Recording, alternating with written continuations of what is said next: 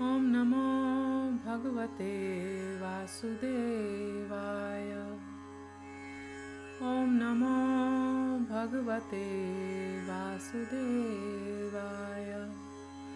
Om Namo Bhagavate Vasudevaya. Narayanam Namaskritya Naram Chaiva Narottamam Devim Saraswatim Vyasam Tato Jayam Mudiraye. Before reciting the Srimad Bhagavatam, which is the very means of conquest, one should offer respectful obeisances unto the personality of Godhead Narayan, unto Nar Narayan Rishi, the supermost human being, unto Mother Saraswati, the goddess of learning, and unto Srila Vyasadeva, the author. Nashtaprayeshu abhadreshu nityam bhagavata sevaya bhagavate uttam shloke bhaktir bhavati naishtiki. By regular attendance in classes on the Bhagavatam and by rendering of service to the pure devotee, all that is troublesome to the heart is almost completely destroyed, and loving service unto the personality of Godhead, who is praised with transcendental songs, is established as an irrevocable fact. Namam Vishnu Padaya Krishna Pristhaya Bhutale Srimate Bhaktivedanta Swamin iti namine Namaste Saraswate Deve Gauravani Pracharine Nirvishesha Shunyavadi Paschatya Deshatarine. Following are the translations by His Divine Grace A.C. Bhaktivedanta Swami Srila Prabhupada on Srimad Bhagavatam, Canto 1, Chapter 11, titled Lord Krishna's Entrance into Dvarka. Text 1. Suta Goswami said, upon reaching the border of his most prosperous metropolis, known as the country of Anarthas, Dvarka, the Lord sounded his auspicious conch shell, heralding his arrival and apparently pacifying the dejection of the inhabitants. Text 2. The white and fat-bowled conch shell, being gripped by the hand of Lord Krishna and sounded by him, appeared to be reddened by the touch of his transcendental lips. It seemed that a white swan was playing in the stems of red lotus flowers. Text 3. The citizens of Dvarka, having heard that sound which threatens fear personified in the material world, began to run towards him fast, just to have a long desired audience with the Lord, who is the protector of all devotees. Text 4 and 5. The citizens arrived before the Lord with their respective presentations, offering them to the fully satisfied and self-sufficient one, who, by his own potency, incessantly supplies others. These presentations were like the offering of a lamp to the sun. Yet the citizens began to speak in ecstatic language to receive the Lord, just as wards welcome their guardian and father. Text 6. The citizens said, O Lord, you are worshipped by all demigods like Brahma, the four Sanas, and even the King of Heaven. You are the ultimate rest for those who are really aspiring to achieve the highest benefit of life. You are the supreme transcendental Lord, and inevitable time cannot exert its influence upon you. Text 7. O Creator of the universe, you are our Mother, Well-wisher, Lord, Father, Spiritual Master, and worshipable Deity.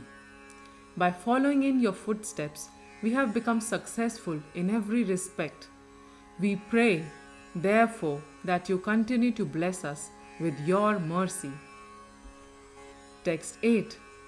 Oh, it is our good luck that we have come again today under your protection by your presence, for your Lordship rarely visits even the denizens of heaven.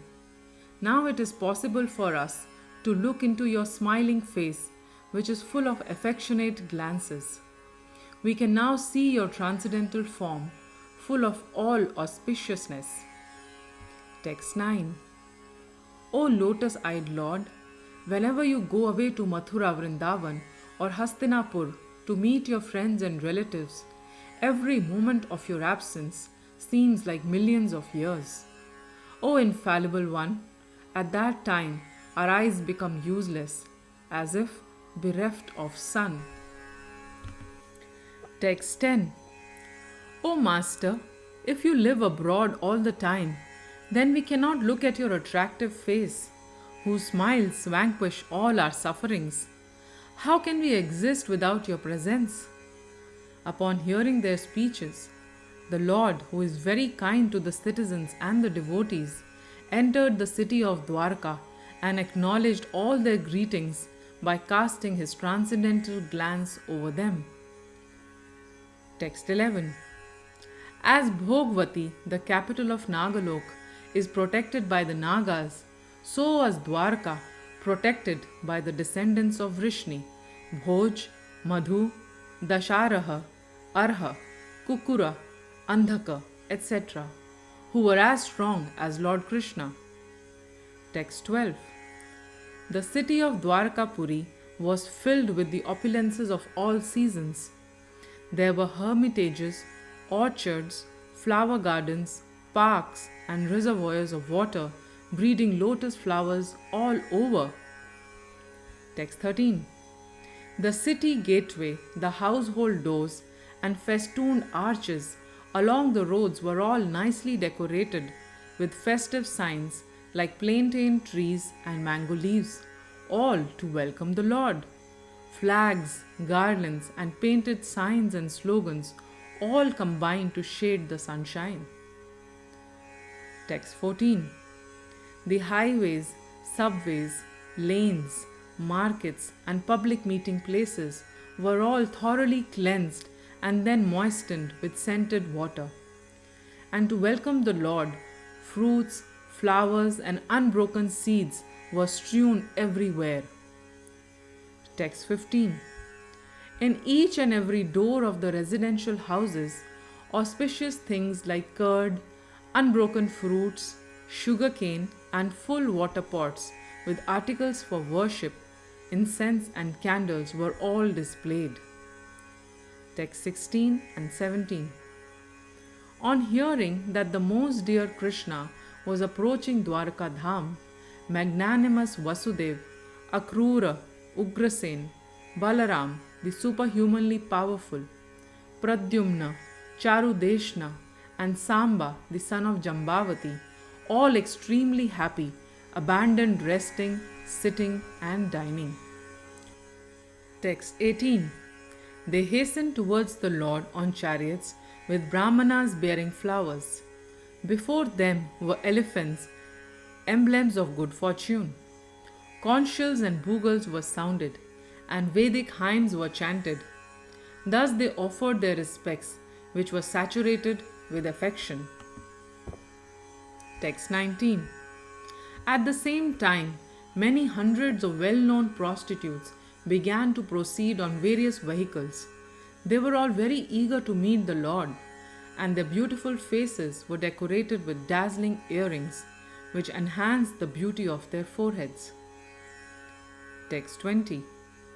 Expert dramatists, artists, dancers, singers, historians, genealogists, and learned speakers all gave their respective contributions, being inspired by the superhuman pastimes of the Lord. Thus they proceeded on and on. Text 21. Lord Krishna, the personality of Godhead, approached them and offered due honor and respect to each and every one of the friends, relatives, citizens, and all others who came to receive and welcome him. Text 22. The Almighty Lord greeted everyone present by bowing his head, exchanging greetings, embracing, shaking hands, looking and smiling, giving assurances and awarding benedictions, even to the lowest in rank. Text 23. Then the Lord personally entered the city, accompanied by elderly relatives and invalid brahmanas with their wives, all offering benedictions and singing the glories of the Lord. Others also praised the glories of the Lord. Text 24. When Lord Krishna passed over the public roads, all the ladies from the respectable families of Dvarka went up to the roofs of their palaces just to have a look at the Lord. They considered this to be the greatest festival. Text 25. The inhabitants of Dvarka were regularly accustomed to look upon the reservoir of all beauty, the infallible Lord, yet they were never satiated. Text 26. The Lord's chest is the abode of the goodness of fortune. His moon-like face is the drinking vessel for eyes, which hanker after all that is beautiful. His arms are the resting places for the administrative demigods, and his lotus feet are the refuge of pure devotees who never talk or sing of any subject except his lordship. Text 27. As the Lord passed along the public road of Dvarka, his head was protected from the sunshine by a white umbrella. White feathered fans moved in semicircles, and showers of flowers fell upon the road. His yellow garments and garlands of flowers made it appear as if a dark cloud was surrounded simultaneously by sun, moon, lightning, and rainbows. Text 28. After entering the house of his father, he was embraced by the mothers present, and the Lord offered his obeisances unto them by placing his head at their feet. The mothers were headed by Devaki, his real mother. Text 29. The mothers, after embracing their son, sat him on their laps.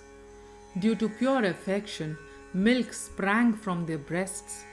They were overwhelmed with delight, and the tears from their eyes wetted the Lord. Text 30. Thereafter, the Lord entered his palaces, which were perfect to the fullest extent. His wives lived in them, and they numbered over 16,000. Text 31.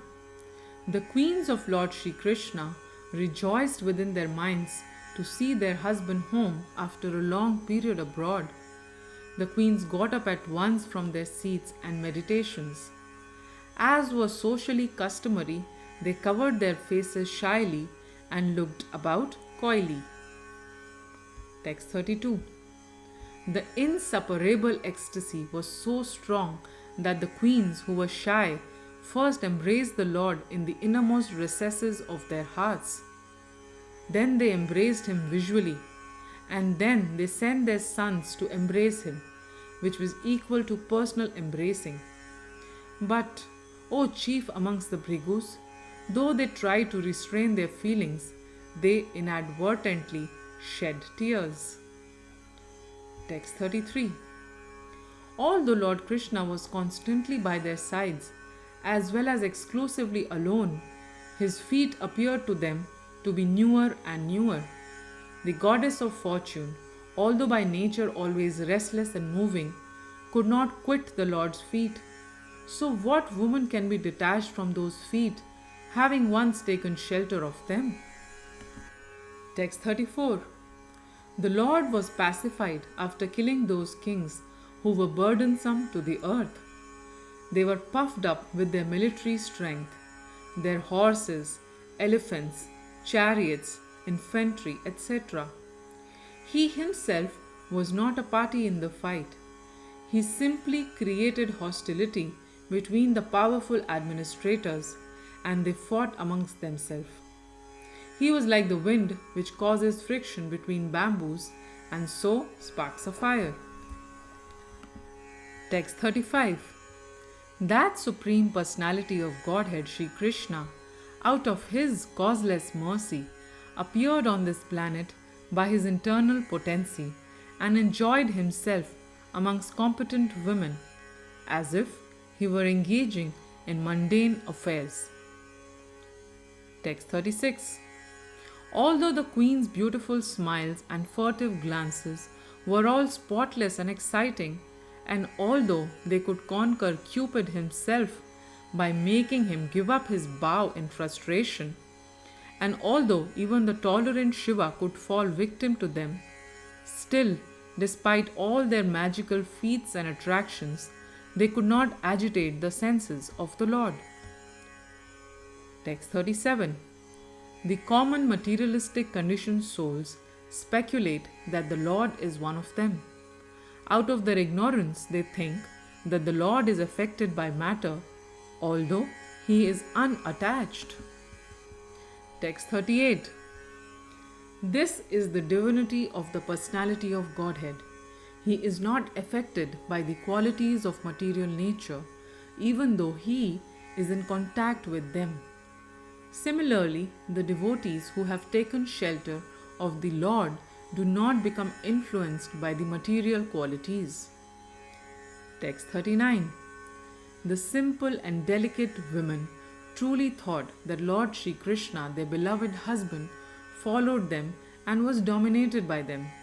They were unaware of the extent of the glories of their husband, as the atheists are unaware of him as the supreme controller. Granth Raj Srimad Bhagavatam ki jai, Srila Prabhupada ki jai.